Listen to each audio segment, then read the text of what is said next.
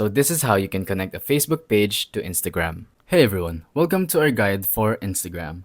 Today, you will learn how to connect your Facebook page to your Instagram account. So just keep watching until the end so you don't make mistakes, and don't forget to like, share, and subscribe. Let's start by opening Instagram.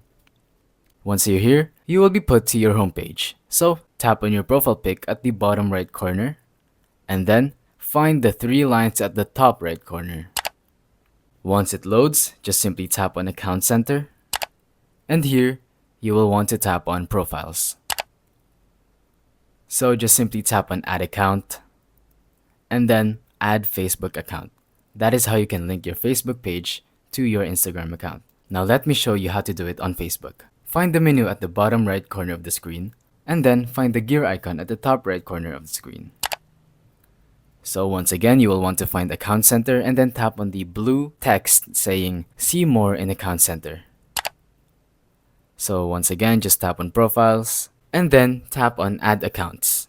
So that is it for this video. Thank you for watching.